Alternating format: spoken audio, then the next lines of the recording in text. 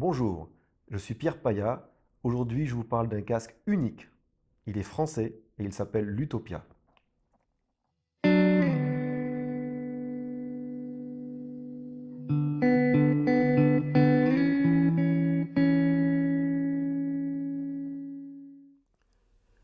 L'Utopia est le casque le plus haut de gamme de chez Focal. Alors, c'est un casque qui nous est arrivé à la fin de l'année 2016, donc il y a finalement très peu de temps. C'est un casque qui a été étudié pendant près de 4 ans hein, pour nous arriver abouti comme il est aujourd'hui. Alors, voici donc physiquement comment il se présente. Il n'y a que des matériaux de haut niveau hein, dessus là, par exemple. On a les fourches qui tiennent les écouteurs en carbone. On a le bandeau en cuir. Voilà ici le très beau bandeau en cuir qui est perforé. D'ailleurs, on va le voir du côté interne. Voilà, on refait un tour. On a ici sur la coque, on voit, je vais vous montrer, voilà, on a une structure ici en étoile pour plus de rigidité. Et puis on a ce qui est intéressant ici, l'ouverture en fait arrière du driver, parce que ce dernier rayonne du côté externe, mais ça on verra plus tard. On a ici des pads ou des oreillettes donc en cuir bien sûr, hein, micro perforé. Là c'est pareil, tout à l'heure on va y revenir. Et puis on a un câble détachable. Alors d'origine, ce câble est livré, enfin le câble d'origine donc fait 3 mètres de long. Et il est muni de connecteurs à baïonnette. Voilà, c'est très pratique. Alors voilà, ça s'en fiche tout seul. Et après, en tirant comme ça vers le bas, on déverrouille. Voilà, comme ça. En fait, ce sont des petites baïonnettes hein, voilà, qui sortent au moment où je descends. Voilà. Les pads de l'Utopia sont conçus de telle façon qu'ils ont un rôle vraiment important dans la sonorité du casque. Ce ne sont pas seulement des accessoires. Alors, ils sont en cuir, c'est un très beau cuir, très fin et très doux. Il faut vraiment le toucher pour s'en rendre compte. Et ce cuir est perforé. Alors le fait qu'il soit perforé, eh bien, ça lui donne un rôle mixte, c'est-à-dire un rôle absorbant et réverbérant. Les ondes sonores vont rentrer en contact avec le matériau amortissant interne et ça va concourir à une bonne dissipation des résonances internes et une belle précision sur les contours de notes et sur le placement des interprètes dans l'espace. Après, ce qui est vraiment spécifique à ces pads focales, c'est que la paroi interne, cette paroi-là, est sur la moitié de son épaisseur. Voilà, on a l'épaisseur ici, hein, cette partie-là. Eh bien, on a du tissu ici. Voilà, ce n'est pas que du cuir. On a le cuir derrière et le tissu ici. Et cette partie en tissu va être plus absorbante que l'autre moitié qui est en cuir. Et ça va bien entendu aussi avoir une influence sur la sonorité globale. Et puis on voit ici des petits picots qui vont servir tout simplement à fixer le pad et à le détacher pour l'entretien, enfin pour le nettoyer. Sur le plan de l'ergonomie, ce casque focal est tout juste parfait. On a un très beau bandeau, épais et très bien rembourré. On a un réglage très simple en fait, hein, de glissière crantée voilà, pour la hauteur. Voilà. Une fois que c'est calé, ça bouge plus, c'est ferme. C'est ferme, mais en même temps c'est facile à régler. Et puis ce qui est sympa aussi, c'est qu'on a ici le réglage d'inclinaison de l'écouteur, alors avec un ressort de rappel. Vous voyez, regardez, je vais l'incliner, puis le lâcher. Voilà, il revient tout seul. Il y a un ressort de rappel ici, là, dans les axes.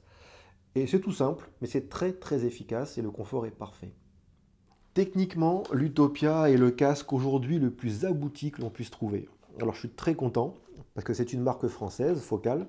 C'est une marque qui est basée à Saint-Étienne. Et je suis vraiment ravi que cette marque française, en fait, ait remis à plat et refait à zéro un driver électrodynamique, alors que cette technique existe depuis déjà des années. Déjà, la bande passante du casque est assez révélatrice, hein. On descend à 5 Hz jusqu'à 50 000 Hz. C'est dire, c'est pas commun. Le casque est très sensible. On a 104 décibels et une impédance de 80 ohms, ce qui fait qu'on pourra le faire marcher avec la quasi-totalité des amplis du marché. Il n'est pas exigeant. Il est exigeant en transparence, en neutralité et en beauté de timbre, mais il n'est pas exigeant en caractéristiques électriques. Sa membrane, la membrane de son haut-parleur, est une membrane au beryllium pur. C'est une technologie que Focal utilise depuis déjà très longtemps sur les tweeters de ses enceintes haut de gamme. Et donc les ingénieurs de Focal ont réfléchi à la conception d'un driver pour casque utilisant le beryllium. Et cette configuration en M est très propre aussi à Focal. Alors, cette membrane au beryllium est extrêmement légère, elle est très rigide et elle permet un amortissement excellent. C'est sur le marché du casque et du haut-parleur électrodynamique la membrane qui offre aujourd'hui le meilleur rapport entre vitesse, rigidité et amortissement. Et ça, on l'entend très bien à l'écoute. On l'entend sur les transitoires, les attaques de piano par exemple, ou les attaques de cordes sur un violon. Voilà, c'est vraiment un casque très très rapide. Ce haut-parleur est conçu de telle manière qu'il ne distord quasiment pas.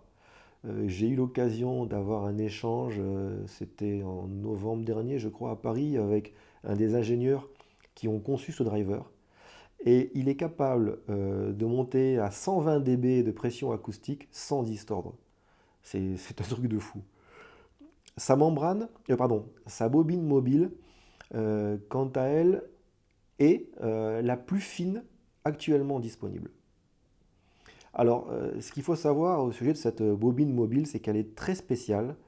Focal a conçu un protocole de fabrication qui fait que les spires ne sont pas superposées ou juxtaposées, mais juste superposées, c'est-à-dire les unes sur les autres en fait, hein, de telle sorte qu'on n'a pas l'épaisseur engendrée par l'accumulation du diamètre des conducteurs, c'est-à-dire qu'on n'a pas les conducteurs en fait qui sont enroulés les uns sur les autres en épaisseur, ils sont juste enroulés les uns sur les autres en hauteur. Il y a juste une hauteur et pas d'épaisseur, ce qui fait qu'on a une membrane une bobine mobile qui est plate, quasiment plate. Et ceci, bien sûr, concourt à la rapidité globale du haut-parleur. La première fois que j'ai écouté l'Utopia, et ça continue, des mois après, j'ai flashé donc la première fois, et j'aime toujours autant ce casque, parce qu'il est tout simplement unique dans sa présentation musicale, par le fait qu'il est à la fois très neutre, très rapide, mais en même temps très musical. Alors musical, bien sûr, ça veut rien dire. Mais pour moi, musical, ça veut dire que j'entends avec l'Utopia un respect de la musique. Ce n'est pas un casque qui, malgré sa rapidité et sa très grande transparence, est froid, trop analytique. C'est un casque qui donne beaucoup de détails, mais qui en même temps est juste. Et ça, c'est très important.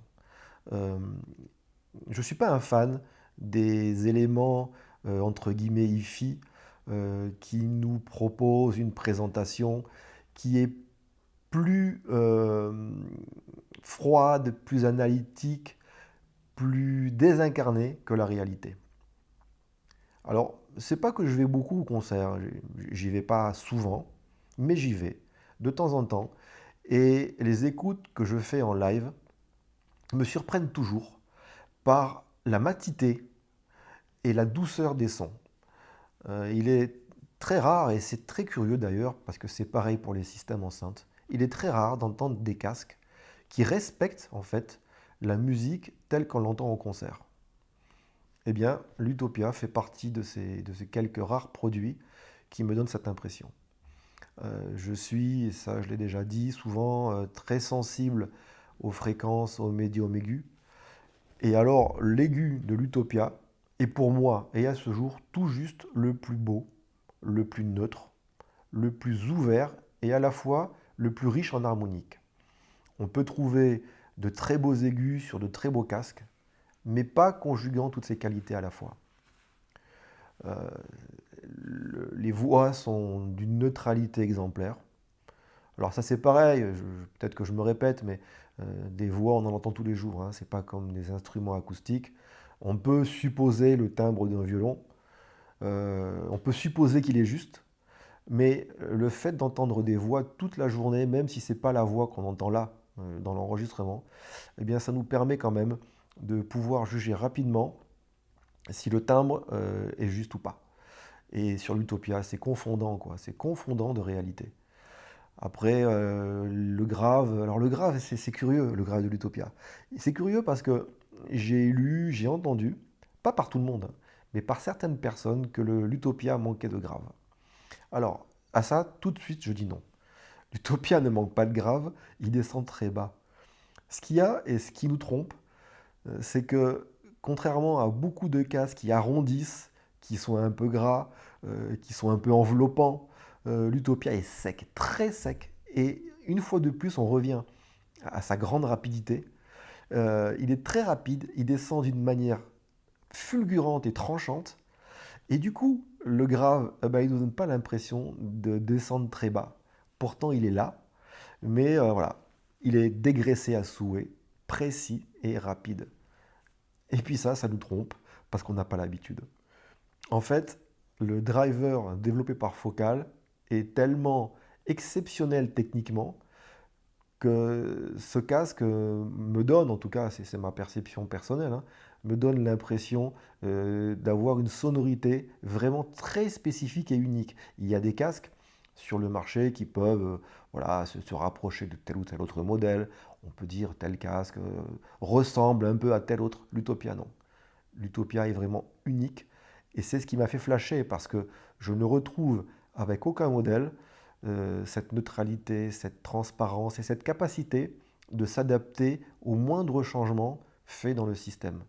D'ailleurs, quand je teste un câble, et Dieu sait si les câbles sont souvent sujets à controverse, et si c'est l'élément qui apporte le moins de différence audible, même s'il est audible hein, pour moi, hein, mais en attendant, l'amplitude sonore de différence qu'apporte un câble est très faible par rapport au changement de DAC ou d'ampli. Bon, eh bien, tout ça pour dire que quand j'ai envie de tester un câble, c'est sur l'Utopia que je le teste, parce que c'est vraiment le casque qui va me faire ressortir, qui va me mettre en exergue le mieux possible les différences que je peux entendre entre deux conducteurs, par exemple.